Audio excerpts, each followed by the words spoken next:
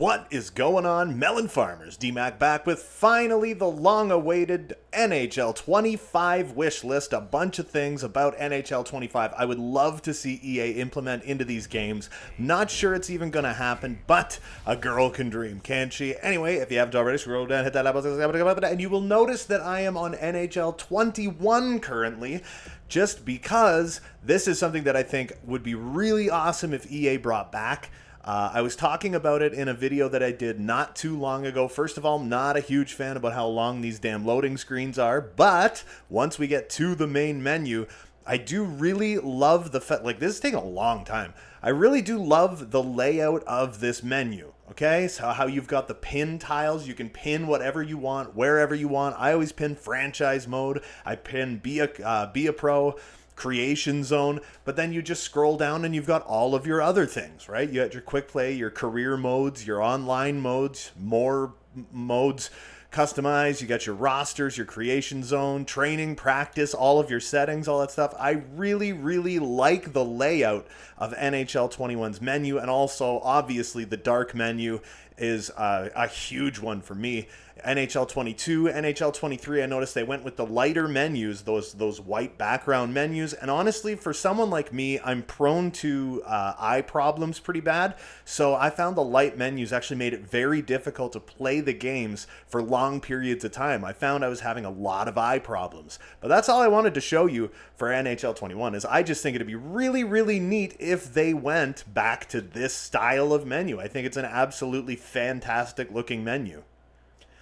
So now, obviously, we're moving on to NHL 24. Things about this game that I do like, things about this game that I don't like. The first thing I'm going to talk about is the whole, okay, so I like the fact that players can gain X factors, players can lose X factors. I think that they definitely need to work on that a whole lot, because players seem to, especially created players, and I create a lot of players, seem to gain and lose X factors seemingly at random. But for Be a Pro, I'm going to show you the number one thing for Be a Pro, okay? I know I'm jumping all over the place here. You got to give me a little break. I'm going to dive into franchise mode real quick. I'm going to jump into this franchise mode really quick. What we're going to do is the Leghorn franchise mode, the Mississauga Riptide franchise mode, and here is something for Be a Pro. Be a Pro, this is like the number one thing for Be a Pro. Okay, let's go to View Contracts, and I'm just going to use this as a quick example as to what I'm talking about. Okay, so you're playing your Be a Pro. Your guy is in the final year of his contract. You should have an interactive agent. I've been saying this for a couple years now. You have to have an interactive agent who you can go request to talk to. Say you're in a contract year. You can go to your agent and you can say, buddy guy, I want an extension, or I don't want an extension, or at the beginning of that season, or in the summer, as soon as you're eligible, like, you know, what is it, July 1st, you're eligible to sign an extension, your agent can come to you and say, do you want to talk extension? Or they'll say, the team's not interested in talking about an extension right now. You could even go over here to extension, click on your own player or whatever. Do you want an extension? You can hit no, you can hit yes, and that will dictate whether or not the team even offers you a contract. So, on top of that, here is what it should look like. Boom, right there. So let's say Dmitry Orlov is actually D to the Mac, and I am asking for a contract. Say I play for the Chicago Blackhawks. I want to play for them as long as humanly possible, and I'm like, you know what? This is what I think I'm worth. I think that I am worth, you know, let's say, just ballpark it, I think I am worth $8.5 million for 8 years. So then you hit submit to your agent. Your agent takes that to the team. You simulate ahead a couple of days. Your agent comes back to you, and your agent says, you know what? The team doesn't like that. They'll give you the 8 years, but they'll only do it at 8 million instead of 8.5. But you could counter and say, well, I want my 8.5, but what if I did it for 7 years at 8.5? You know, so you can have this kind of like a negotiation. You can have a back and forth with the team. I feel like that would add such a crazy layer to the game. Another thing, when it comes to the Be a Pro, is the cutscenes. I've heard so many different people talking about the cutscenes and stuff. It's like, yeah, they're great. They're fine. They're fun, but they're so repetitive. They're just like the exact same thing. One after another, after another, after another. And there should be an option to, like, when James Cebulski starts talking, you can just click the button and say skip segment. There should be one of those for those. So it's like you're jumping into a press conference. You're like, I don't want to do the goddamn press conference. You hit the button, you skip the press conference. It'll just automatically select like neutral for all your answers. Something like that. So let's go to Be a Pro. I'm going to go to load. I am going to load, let's say, the Chicago Blackhawks Be a Pro, because this is a Be a Pro that I have. It's my own personal one. I just started this a couple of weeks ago. Been just kind of screwing around with it. We're 33 games into the first season, 22 goals, 33 assists, 55 points. That, my friends, is a huge problem in my opinion. My guy is 79 overall, and he leads the NHL in points. This is on superstar difficulty with all of the like CPU difficulty and everything turned up. And it just doesn't matter. No one on your team gets any points except for you. And here is my biggest beef with Be a Pro, other than the contract negotiations. Contract negotiations are like the biggest one for me. I like the fact that they've upped it so it's like 4 or 5 teams will offer you a contract. If you're a high overall, you're a consistent player, they'll offer you like a 6-year deal if you're like 90 overall. Stuff like, yeah, that's a step forward. But there needs to be actual negotiation. You need an interactive agent. But one of the number one things that always drove me nuts is we don't even have hockey analyst anymore. You know what I mean? We don't even have hockey freaking analyst. Another one, it's like there's no information. Yeah, okay, so you can go to like view lines and you can see like how many years your guys got left under contract, but you can't see whether or not they signed an extension. You can't see whether or not anybody's going to stick around. You've got no say. You can't talk to a player. Like, wouldn't it be amazing? Let's go back to view lines for a second really quick. Okay, so me and Taylor Hall, we have fantastic chemistry in this. He's got 20 goals, 21 assists already. Him and DMac are absolute monsters together.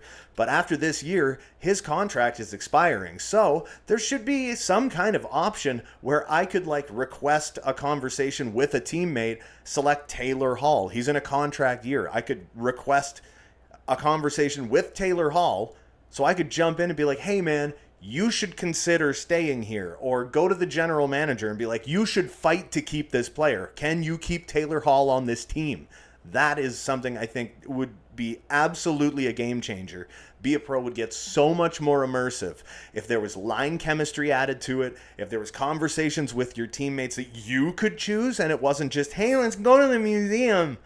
Stuff like that. Like, the game would be so much more immersive. And also, another huge one for me, I keep leaving view lines and I keep not meaning to. Like I said, I know I'm doing this on the fly. I'm kind of just jumping all over the place at the moment. This is something that really bothers me, okay? My guy's 79 overall, but he has 92 offensive awareness. He's got 96 passing, 77 hand-eye. He's got no balance, barely any agility. It's like his shot accuracy is really high. The discipline's getting better, but it's like the attributes are all over the place, and that drives me absolutely insane. They need to go back to the way that it used to be in NHL 14, when you would just gain experience from playing the game when you played in the minors, which they need to bring back. Playing a year in the goddamn minors is a really big one for me. Because also, another thing that does is it makes the draft lottery randomized, which is a huge one for me. So they need to go back to the way it was in NHL 14, where what you did was you banked experience as you went through the minors, just kept banking experience, and then you could put that experience towards whatever attributes you wanted. So you could get a whole crap load in physical. I'm not overly worried about fighting skill, but I want durability, I want strength, body checking would be okay. When it comes to shooting, I'd get my shot power up a bit, but I'd worry a little more about accuracy. The skating, it's like I'd want my acceleration and my speed to be the same, instead of you really got to work your ass off to get your acceleration up, because speed goes up so much easier. It just really does. You could put it in your balance. You don't need to have 99 endurance by the end of your rookie season. You can put it in poise. So your guy right out of the gate, once he reaches the NHL, he's more clutch. You don't just have 99 endurance by the end of your rookie season. It is bonkers. They need to go back to the old school way of doing it, where you selected where your attributes went, and then for the rest, and you could cap yourself. I always capped myself at like 87 overall, so my contract wasn't ridiculous, like 17 million a season. So then you also can cap yourself at like, say, 86, 87 overall, something like that. The game isn't too easy. You can still lose games. You put up crazy numbers, but it's not impossible to lose. Like the team that I'm doing my main Be a Pro series for NHL 23, I'm pretty sure our team just lost their first game after a 27-game winning streak. But one of the biggest things here for me is not even just the fact that we lost the hockey analyst. There's just no information. There's no info anywhere. It's like people come and go. People leave the team. People come back to the team. And you just don't even know. You have to constantly be like viewing your lines. You don't know if anyone's injured. You don't even know why you are injured. Your guy gets injured all the time. You have no idea why. And when it comes to franchise mode, I honestly don't really have much bad to say about franchise mode. I think when it comes to NHL 24, they definitely ruined the hitting, in my opinion. They nerfed hitting quite a bit. You can get rocked, you can get laid out, but I just don't like the feel of hitting. I don't like the feel of the gameplay, especially in franchise mode. Be a Pro doesn't bother me, but the franchise mode gameplay is definitely a really big one for me. The number one thing that they have to get right when it comes to franchise mode, and I'm going to show you in a moment. What I'm going to do is I'm going to dive into NHL 23 to show this off because it's been a problem since NHL 21. It is the biggest problem, in my opinion, for franchise mode, and it absolutely drives me insane. It like almost completely ruins the game for me, and it is prospect attribute growth. It is seemingly random a lot of the times. Like, they really randomized as much as humanly possible. So I'm going to jump into my main franchise mode that I play. I put it on the DMac 26 2.0 channel. You don't have to watch that channel if you want. It's a no commentary channel. I just play the games and I just upload them as raw files with the in-game commentary and stuff. And then when there's like milestones and stuff, or I'll do updates, like, oh, the goalie's been playing really bad and blah, blah, blah. We're making trades, stuff like that. That's the only time I do any kind of commentary, but it's just, this is the franchise mode that I like to play just on my own.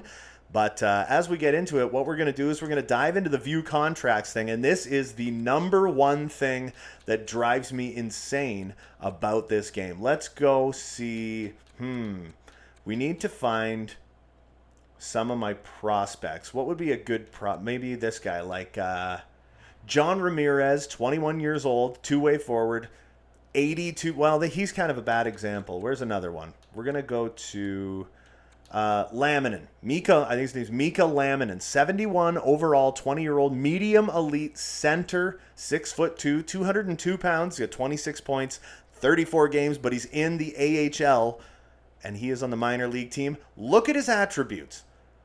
He was a third-round pick, but this is 90% of the prospects in this game at this point.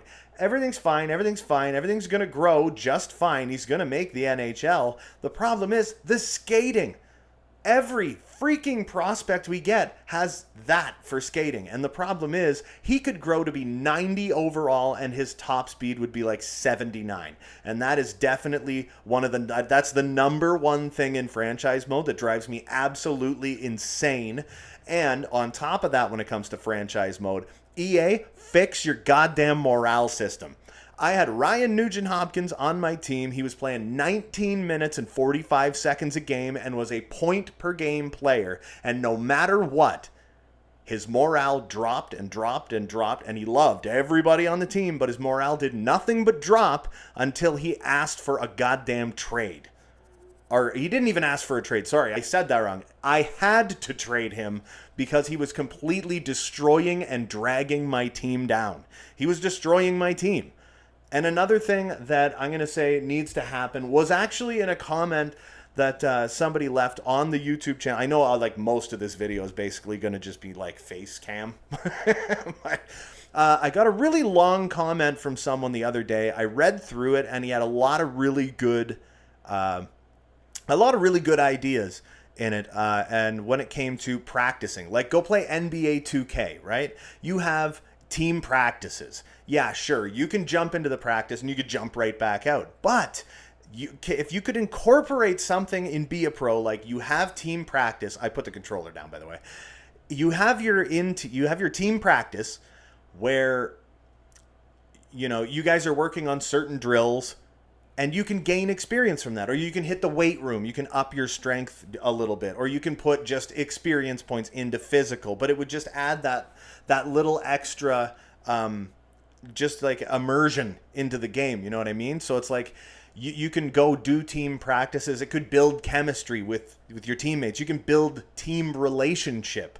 You know what I mean? With certain players. There maybe even have like individual relationship status with certain players. So that maybe there's players on your team you don't get along with really well. But there's teammates that you get along with really, really well.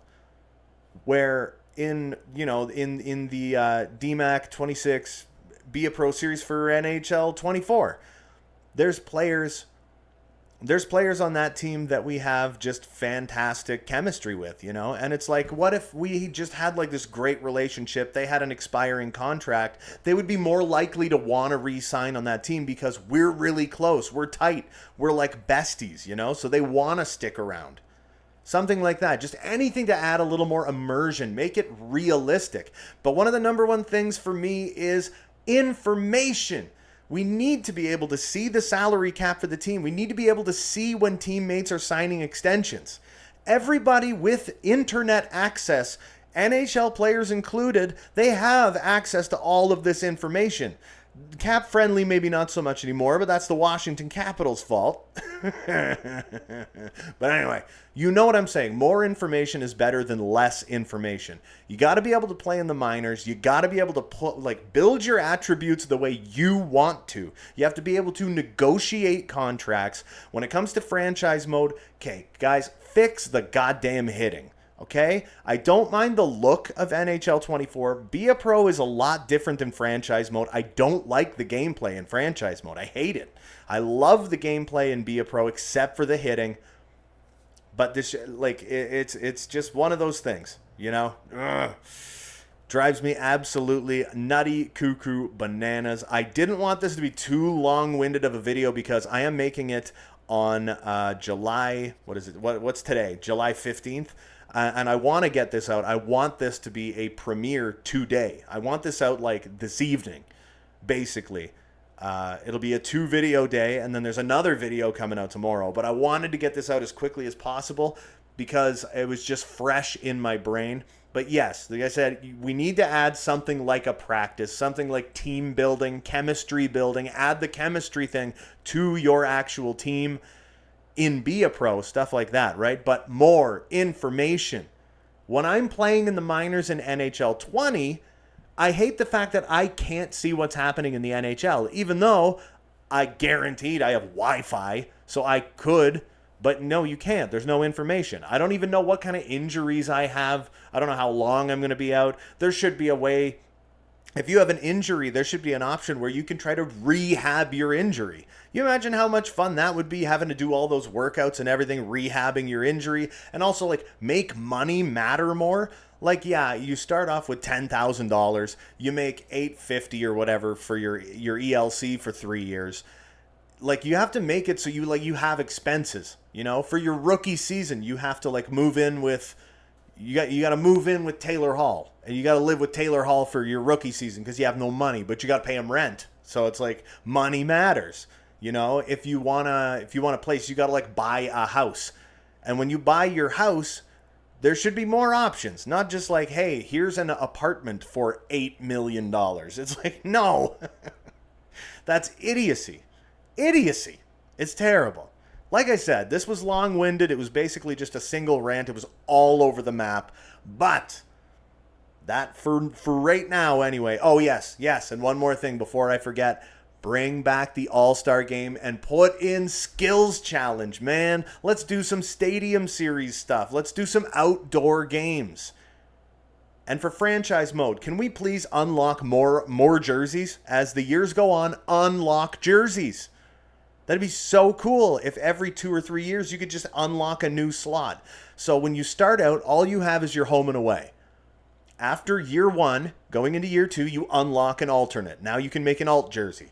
Going into like year 4, now you can have a new home and away, and you still keep your old home and away and your alt. The next year, you gain another alt. Then you could do a reverse retro after 6 or 7 years. And it just keeps going like that until eventually you've got like 15 jerseys to choose from. Just like every other goddamn team in this game. I just think that would be so cool. This was incredibly long-winded. I'm going to end that here. Consider becoming a member. It really helps me out a whole awful lot, and there is a bunch of extra stuff. As soon as I hit stop on this, I am doing a members-only video right now anyway, but until then, that's going to do it for me for this one. Don't forget to hit like and subscribe. If you haven't already, there's new videos coming all the freaking time, and until next time, you beautiful melon farmers, have a good one.